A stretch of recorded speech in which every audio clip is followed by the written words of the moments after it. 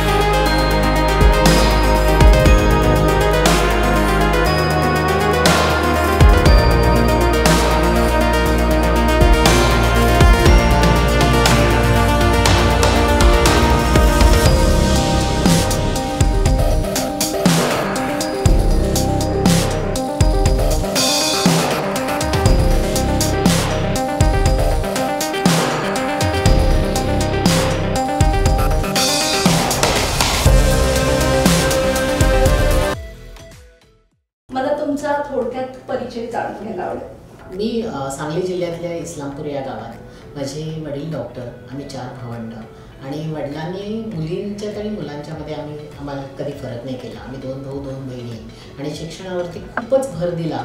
त्यामुळे आम्हाला त्यांनी सांगितलंच की तुम्ही स्वतःच्या पायावर उभं राहाल असं शिक्षण घेतलंच पाहिजे तुम्हाला। आणि वडीलही डॉक्टर असल्यामुळे माझा मोठा भाऊ पण मेडिकलला गेला, त्यामुळे मी आपोआपच त्यांच्या पावलात पाऊल टाकून पुढे मेडिकलमध्ये गेले।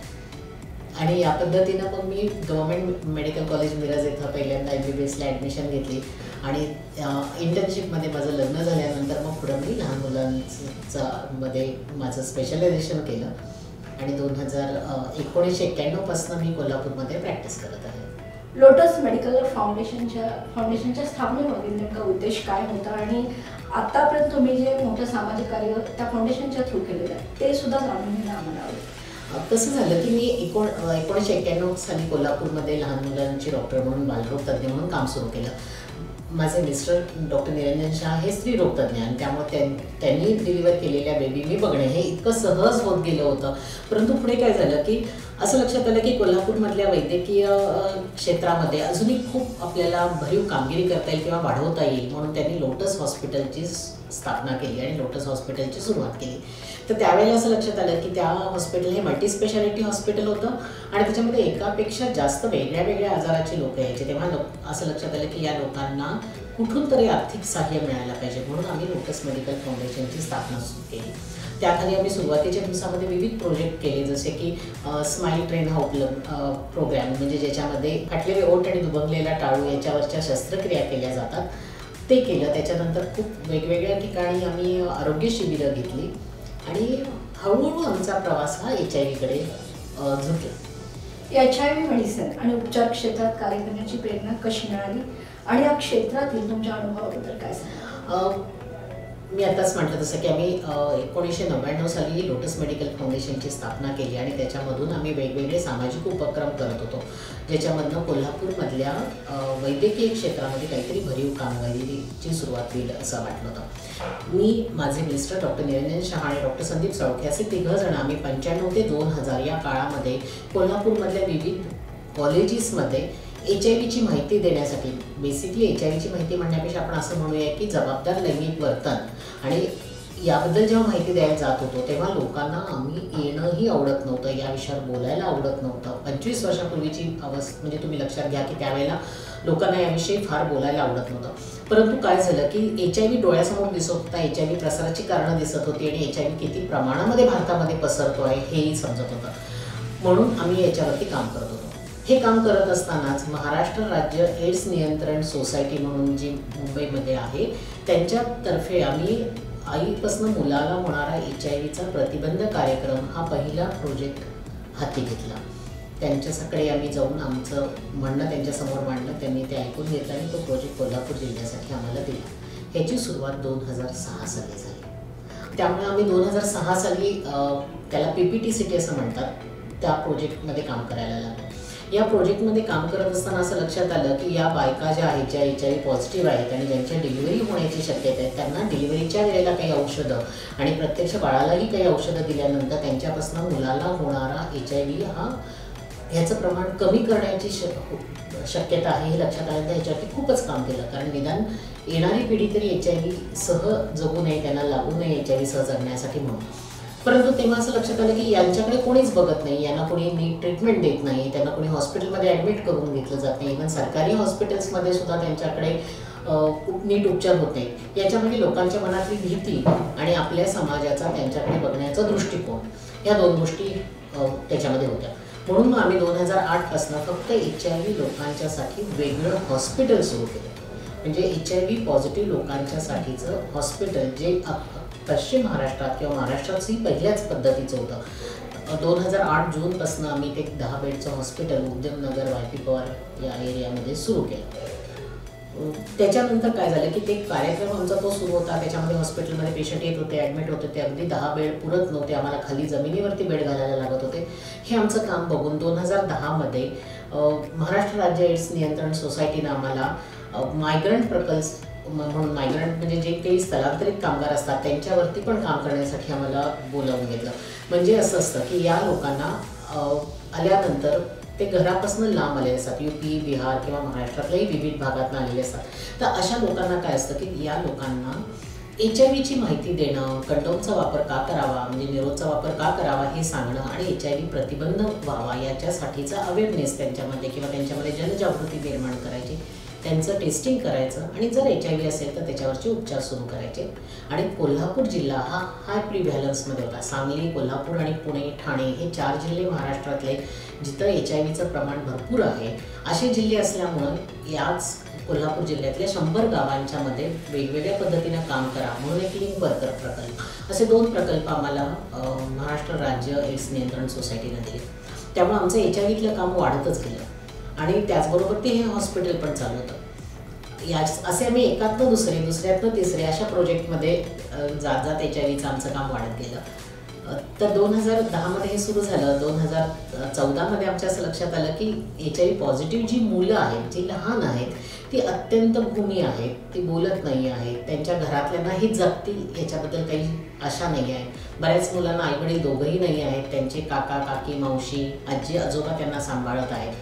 हे बघितल्यानंतर मग असं लक्षात आलं की या मुलांच्यासाठी पण काहीतरी करण्याची गरज आहे. म्हणून मग आम्ही 2014मध्ये या मुलांच्या बरोबरती चाइल्ड अडॉप्शन म्हणून एक प्रोजेक्ट सुरू केला. चाइल्ड अडॉप्शन म्हणजे आहे ना, मेडिकल त्यांच्या वैद्यकीय आजारासंदर्भात आम्ही त्यांना मदत करणार होतो. म्हणून 2014मध्ये हा प्रकल्प सुरू केला. हा प्रकल्प सुरू करत असताना असं लक्षात आलं की ही मुलं काही झालं तरी पुरेसं बोलत नाही आहे, ती अजून आपल्या कोशातनं बाहेर येत नाही आहेत. म्हणून मग आम्ही 2016मध्ये यांच्यासाठी स्पंदन म्हणून एक प्रोग्राम सुरू केला, ज्याच्यामध्ये महिन्यातला 1 दिवस ही मुलं पूर्ण वेळ आमच्याकडे असायची. त्यांच्यासाठी आम्ही विविध ॲक्टिव्हिटीज घेतो, ज्या 2016पासून आजतागायत चालू आहे. म्हणजे या मुलांच्यासाठी आम्ही खेळ, ड्रॉइंग, चित्र, काही हँडीक्राफ्ट गोष्टी किंवा ट्रिप्स काढणं, कुठेतरी खेळायला घेऊन जाणं, की ज्या मुलांना असं वाटेल की अरे माझ्यासाठी पण चांगली लोक आहेत किंवा जी लोक माझ्यावरही प्रेम करतात, जी मला नावं ठेवत नाही आहेत, म्हणून हा प्रकल्प सुरू केला. हा प्रकल्प सुरू झाल्यानंतर काय झालं की या मुलांच्याबरोबर हे करताना असं लक्षात आलं की आता ही मुलं थोडीशी मोकळी होत आहेत, पण अजून त्यांची तब्येत चांगली नाही. त्यांना चांगलं खायला मिळणं पण खूप गरजेचं आहे, कारण HIV ची जी औषधं असतात त्या औषधांच्यामध्ये असं असतं की त्या औषधांच्यामुळे तुमची कॅलरी रिक्वायरमेंट वाढते. मग ह्या मुलांना जिथं आजी आजोबा सुद्धा स्वतःचं नीट बघत नव्हते तिथे ह्या मुलांना कोण देणार, म्हणून आम्ही पोषण म्हणून प्रकल्प सुरू केला. ह्या पोषण प्रकल्पाअंतर्गत आम्ही काय केलं की आम्हाला बालाशा ट्रस्ट मुंबई यांनी आम्हाला त्याच्यासाठी मदत केली की एक असा बॉक्स असतो ज्याच्यात 30 दिवसाचे 30 पदार्थ वेगवेगळ्या पॅकेट्समध्ये असतात आणि जे 30 दिवस टिकणारे असतात आणि त्यांनी रोज एक खायचा. याच्यामुळे काय होतं की त्यांना ॲडिशनल कॅलरीज मिळतात किंवा ॲडिशनल उष्मांक मिळतात आणि त्याच्यामुळे त्या मुलांची प्रकृती सुधारायला मदत होते.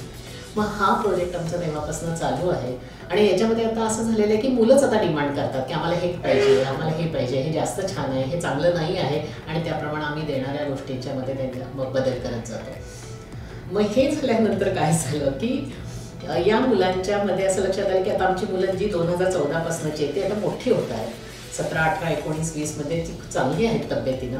आता त्यांच्या शिक्षणासाठी आपण त्यांना मदत करायला पाहिजे, कारण त्यांच्या घरातल्याला शिक्षणाचं काही महत्त्व नाही आहे आणि जर ही मुलं शिकली तरच स्वतःच्या पायावर उभी राहणार, तरच त्यांची तब्येत चांगली राहणार, नाही तर त्यांच्यातला न्यूनगंड वाढत गेला तर ती मुलं दुर्लक्षित राहणार. म्हणून आम्ही ज्ञान या नावानं एक प्रोजेक्ट सुरू केला की ज्याच्या अंतर्गत आम्ही या मुलांना संपूर्ण शैक्षणिक मदत करतो. अगदी शाळा कॉलेजेसच्या फी, युनिफॉर्म, पुस्तकं ह्यापासून संपूर्ण देतो. साधारणतः असे 50-60 मुलं आहेत की ज्यांना आम्ही या बाबतीत पूर्ण मदत करतो. असे हे एकात्म एक असे एक दिलेले प्रोजेक्ट आहेत. मला हे विचारायला आवडेल की HIV बद्दल तुम्ही बरीच माहिती सांगितली, असा एखादा एक्सपिरियन्स माझ्याशी तुम्ही शेअर कराल का, जे ऐकताना तुम्हाला असं वाटलं की बाबा HIV बाधित असणाऱ्या व्यक्ती की या समाजामध्ये वावरत असताना त्यांना कितीतरी वाईट गोष्टींना सामोरं जावं लागतं आणि त्या क्षणी तुम्ही कधी तर भाऊ झाला, असा एखादा प्रसंग आहे का, तो मला शेअर करायला आवडेल. एका मुलीची गोष्ट सांगते. ती मुलगी आणि तिची आई दोघेजणही HIV बाधित आहेत, वडील वारलेले आहेत आणि तिचे काका त्या गावातले थोडेसे प्रतिष्ठित व्यक्ती आहेत, म्हणजे थोडेसे राजकारणी आहेत आणि त्यामुळं ह्या आई आणि मुलीला त्यांनी अजिबात समाजात मिस होऊन दिलं नाही. त्यामुळे ती मुलगी इतकी आतल्या आत झुरत होती. 10वीच्या परीक्षेमध्ये या मुलीला 80% मार्क आहेत, परंतु ती मुलगी एक शब्दही तुमच्याशी बोलत नाही, ती मोकळी होत नाही, काहीच होत नाही. हे अर्थात एवढी फॅमिली बॅकग्राऊंड आम्हाला सुरुवातीला माहीत नव्हतं. ही मुलगी जशी माझ्याकडे यायला लागली तशी तिच्यामध्ये काहीच बदल होत नाही, ती का इम्प्रूव्ह होत नाही आहे, ती का बोलत नाही, ती का अशी आहे. म्हणून मी तेव्हा तिची सगळी माहिती घेतली. तेव्हा असं लक्षात आलं की त्यामुळे तिचे काका तिला कुठेही बाहेर जाऊन देत नाही. मग जेव्हा मी त्या काकांशी बोलले आणि त्या काकांना सांगितलं की नाही, तुम्ही असं नाही करायला पाहिजे, त्या मुलीचा HIV कोणालाही कळण्यासारखं नाही, कारण तिची तब्येत छान आहे. आली आमच्याकडे तेव्हा तिला अत्यंत TB होता, तिचं वजन, ती होती 10वी आणि तिचं वजन फक्त 26 किलो होतं. या मुलीच्यामध्ये आता बदल होऊन ती चांगली 32-34 किलोची झालेली आणि बाकी सगळं छान आहे, अभ्यास चांगला करते. तर तुम्ही थोडंसं तिला मोकळीक द्या. ही गोष्ट समाजात समजणार नाही याची काळजी आपल्याला घेता येण्यासारखी आहे. तर त्याच्यानंतर आता ती मुलगी 11वी आणि 12वी करते. तर 12वीच्या परीक्षेच्या वेळेला ती मुलगी येऊन माझ्या पाया पडली, तर मला अक्षरशः तिला मी मिठी मारून रडले की बापरे, ह्या मुलीमध्ये केवढा बदल झाला, केवढा कॉन्फिडन्स त्याच्यामध्ये वाढलेला आहे आणि ही मुलगी किती कॉन्फिडेंटली बोलती आहे. तिनं 12वी सायन्स केलं आणि त्याच्यानंतर तिनं BAMSला ॲडमिशन घेतलेली आहे आणि ती मुलगी आता BAMS डॉक्टर होत आहे.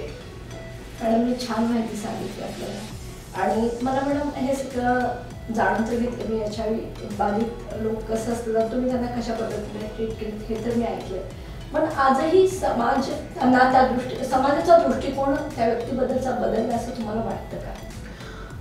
खरं सांगायचं तर अजूनही आपण समाजामध्ये प्रत्येक व्यक्तीला त्यांच्या वागण्यावरनं किंवा त्यांच्या आजारावरनं सुद्धा लगेच आपण त्यांना जज करतो, हे अत्यंत चुकीचं आहे.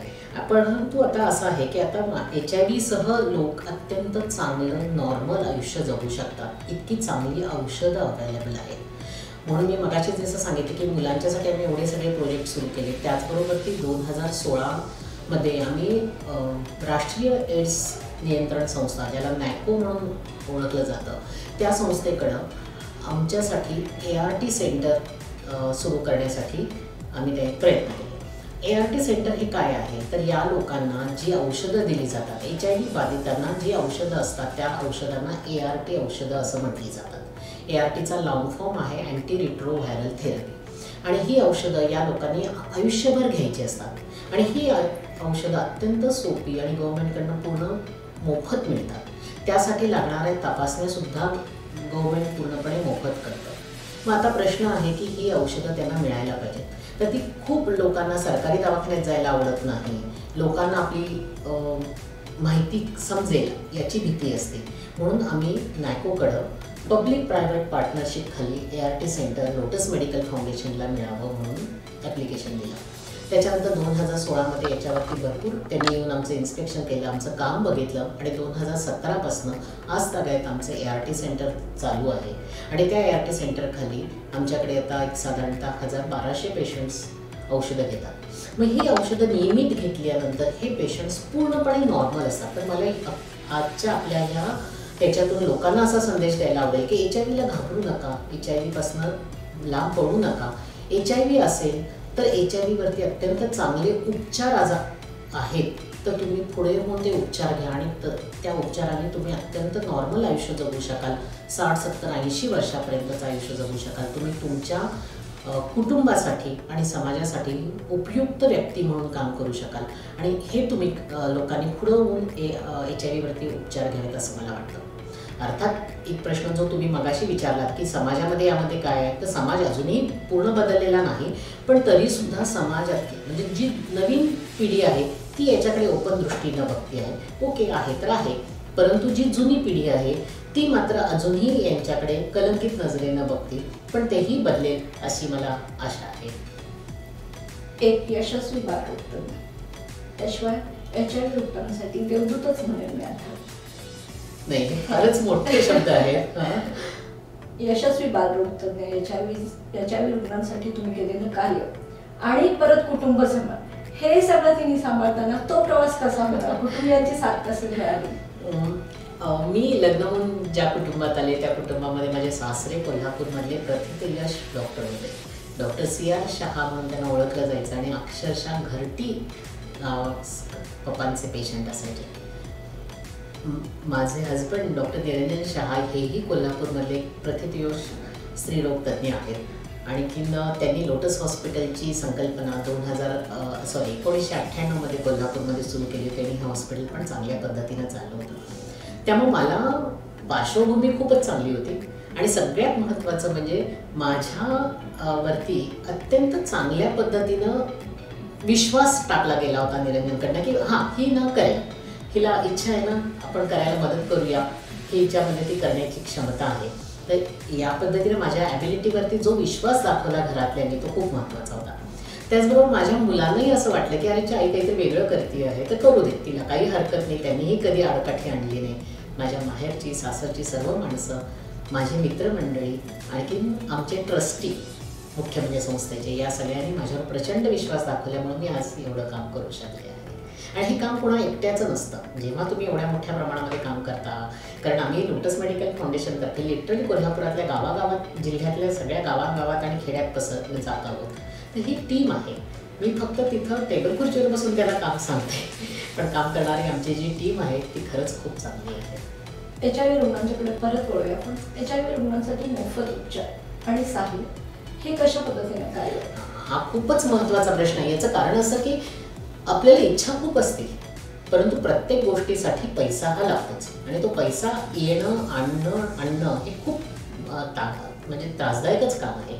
जेव्हा आम्ही सुरुवातीला HIV काम केलं तेव्हा आम्हाला महाराष्ट्र राज्य एड्स नियंत्रण सोसायटीनं मदत केली, परंतु त्यांची मदत ही तोकडी होती आणि ती शेवटी कितीही झालं तरी आपल्यालाही त्यातनं काहीतरी लोकांच्यापर्यंत पोचवायचं असेल, काही वेगळं करायचं असेल तर आपल्याला अजून काहीतरी करायला पाहिजे हे सतत जाणवत गेलं.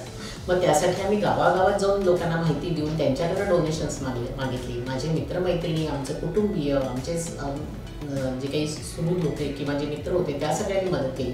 आणि त्याच्यानंतर सगळ्यात महत्त्वाचं काय असेल ना, तर आमच्या चेअरमन आहेत ज्या मिसेस उषा थोरात, ज्या रिझर्व्ह बँकेच्या व्हाईस चेअरमन होत्या, त्यांनी आम्हाला खूप चांगल्या पद्धतीनं याबाबतीत गाईड केलं. त्यांनी आम्हाला खूप चांगली शिस्त लावली. आमच्याकडनं व्यवस्थित आमचे रिपोर्ट्स तयार करून आम्हाला फंडिंग एजन्सी आणि CSR खाली पैसे मिळतील याची त्यांनी आम्हाला चांगली जाणीव करून दिली. आणि आता आम्हाला CSR खाली आम्ही मदत घेत आहोत. तसंच वेगवेगळ्या डोनर्सकडनं डोनेशन्स येतात आणि मला स्वतःला माझा असा विश्वास आहे की जेव्हा तुम्ही एखादं चांगलं काम करता तेव्हा कुठून तरी तुम्हाला सतत मदत मिळत राहते. काम आज थांबल्यासारखं वाटलं तरी उद्या नक्कीच कुठून तरी मदत येते आणि काम चालू राहतं. ग्रामीण भागातील महिलांच्या आरोग्य समस्यांवर तुमचा काही अनुभव आहे का, आणि या क्षेत्रात सुधारणा करण्यासाठी तुम्ही काय सांगाल? यामध्ये मी असं सांगेन की स्त्रियांचं आरोग्य हे खरं तर खूप महत्त्वाचं आहे. अगदी मुलीला पाळी येते त्यावेळेपासनं पाळी जाती त्या वेळेपर्यंत खूप मोठा काल आहे की ज्याच्यामध्ये स्त्रियांच्या शरीरामध्ये वेगवेगळे बदल होत असतात आणि त्यासाठी त्यांचं न्यूट्रिशन म्हणजे त्यांचं खाणं पिणं, त्यांचं पोषण, त्यांचा आहार, त्यांच्या शरीरातलं रक्ताचं प्रमाण आणि सगळ्यात महत्त्वाचं म्हणजे आपल्याला जर काही झालं तर त्याबद्दलचा अवेअरनेस हा त्यांच्यामध्ये येणं खूप गरजेचं आहे. त्यांनी अंगावरती दुखणी काढू नये.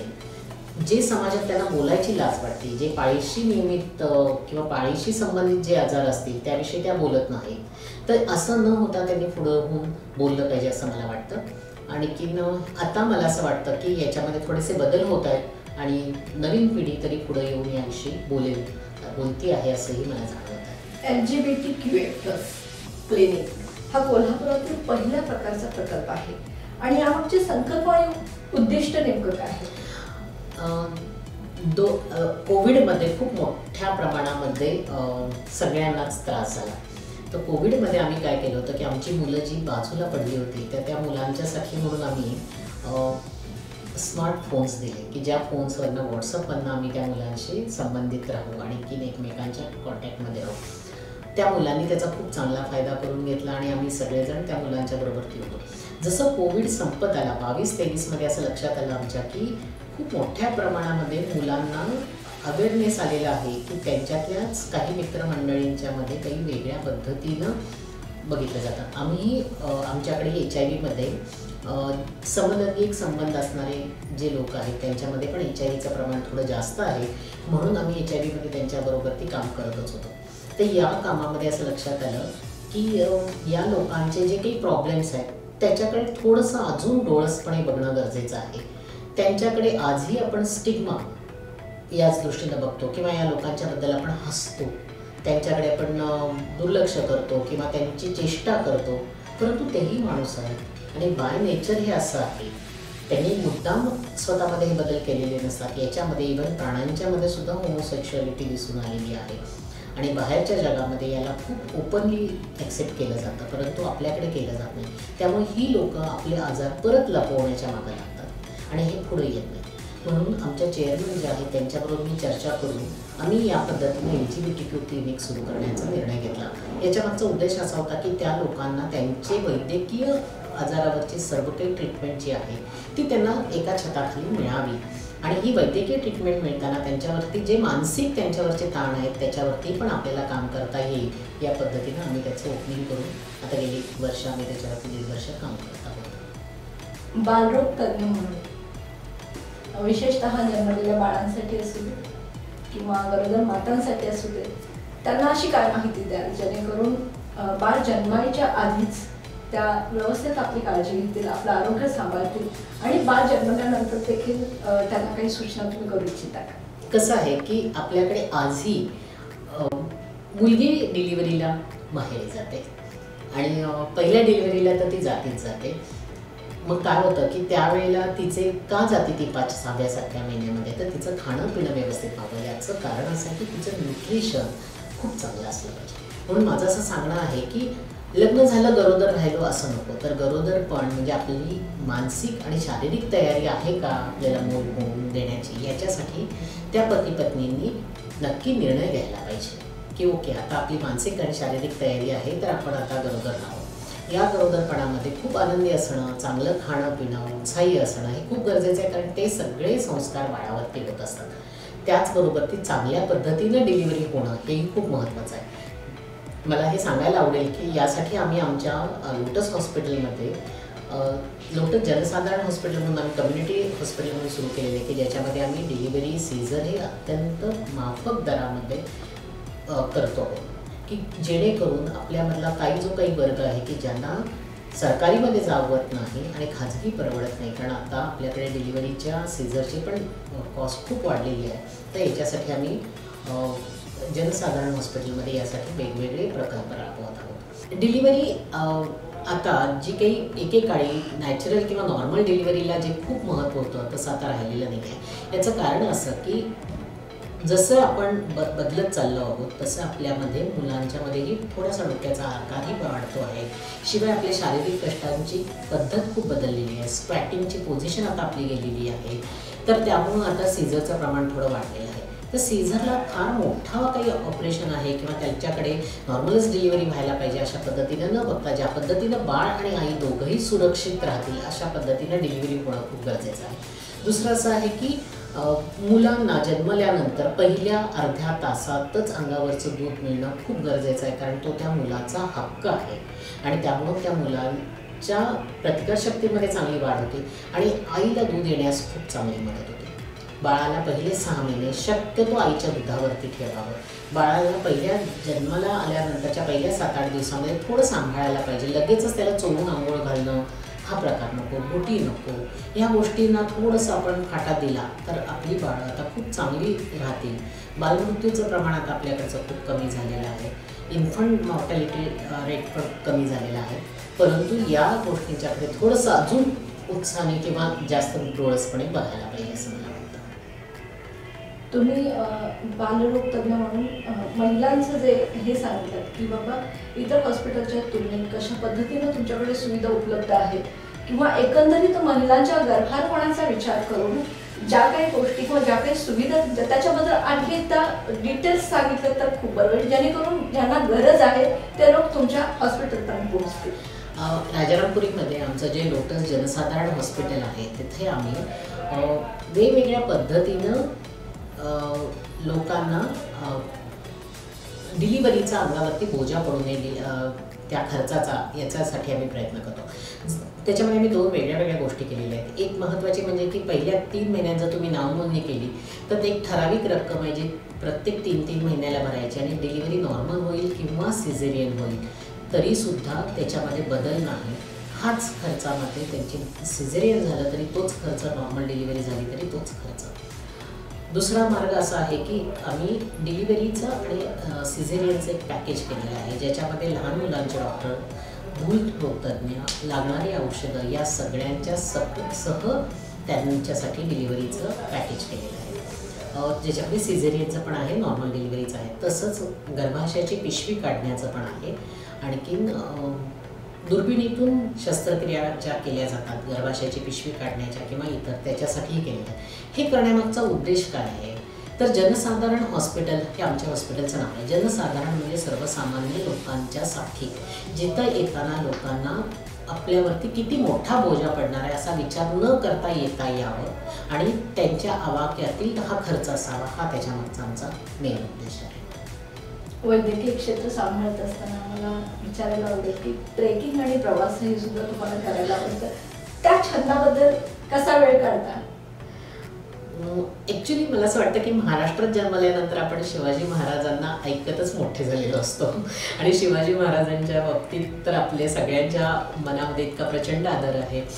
तर लहानपणी माझं शिक्षण पुण्याच्या हुजूरबागेमध्ये मी थोडंसं झालं 8वी 9वी 10वीला. त्यावेळेला तिथनं आम्ही बऱ्यापैकी पुण्याच्या आजूबाजूचे किल्ले बघत होतो आणि त्यामध्ये मला रायगड हा किल्ला गोनी दांडेकरांच्या बरोबर बघण्याचा खूप मोठा एक संधी मिळाली आणि त्या संधीनं मला ट्रेकिंग किंवा गड किल्ले बघण्याची आवड निर्माण झाली आणि ते गड कशा पद्धतीनं बघावे ह्याच्याबद्दल पण आपणनी खूप छान मार्गदर्शन केलेलं होतं. तेव्हापासून मग मला असं वाटलं की हे आपल्याला हरकत नाही, कारण याच्यातनं तुम्हाला खूप वेगळी दृष्टी मिळते. आणि मग आपण महाराष्ट्र सोडला की मग हिमालय, म्हणून हिमालयातले ट्रेक आणि हिमालयातल्या ट्रेकमुळं तर खूपच तुम्हाला कळतं की तुम्ही किती नगण्य आहात, केवढा मोठा हिमालय, केवढं मोठं सौंदर्य आहे तिथं आणि आपण एवढ्या छोट्या छोट्या गोष्टी इथे बघत बसतो. तर तुम्हाला जमिनीवर आणण्याचं हे ट्रेकिंग खूप छान काम करतं आणि म्हणून मला ते आवडतं. 8 मार्च महिला दिनानिमित्त महिलांसाठी काय संदेश द्या? महिलांना मला असं सांगायला आवडेल की आज तुमच्या पंखांना चांगलं बळ मिळालेलं आहे, शिक्षण आहे, घरातूनही तुम्हाला पाठबळ मिळतं आहे. तर तुम्ही तुमचे पंख मोकळे सोडा, छानपैकी तुम्हाला जे आवडतं आहे आयुष्यामध्ये ते करा, परंतु ते करत असताना आपल्यावरची जबाबदारी झुगारून देऊ नका. आपली जबाबदारी अशी आहे की स्त्री आणि पुरुष दोघांनी मिळून कुटुंब बनलेलं असतं आणि त्या कुटुंबामध्ये काही गोष्टी ह्या स्त्रीकडे नॅचरली जास्त आलेल्या असतात, जसं की मुलांना मोठं करणं.